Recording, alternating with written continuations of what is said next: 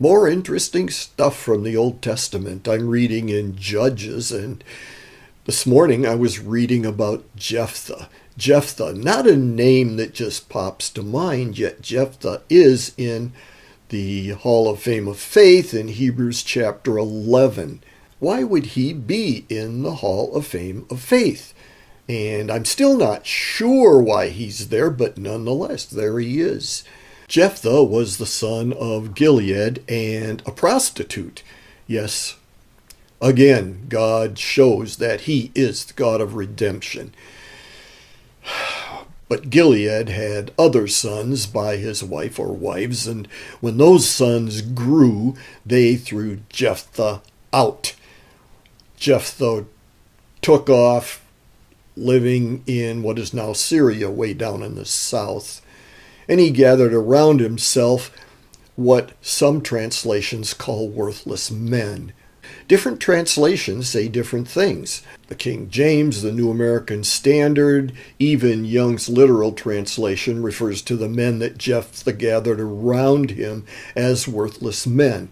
The New Revised Standard Version calls them robbers. There's an example of translators adding their own commentary to the translation because it doesn't say robbers, it just says worthless men.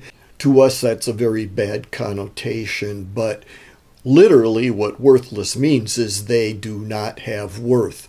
When we do financial planning, we might calculate net worth. What do we have when we subtract our obligations from our assets? If these worthless men would do that, the answer would be nothing. Therefore, they are worthless. They have no financial worth. That's all. It does say in the text that Jephthah was a mighty warrior, and there is some thought in commentaries that Jephthah and his men hired themselves out as mercenaries to protect towns or cities down in that southern area where they were living.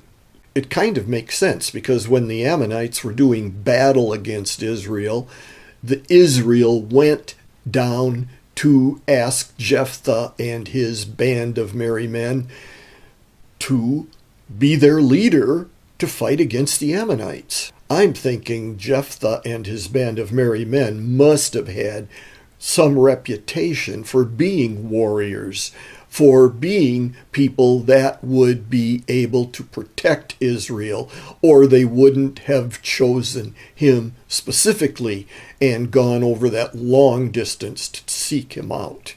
And there's more, but that should probably be a part 2.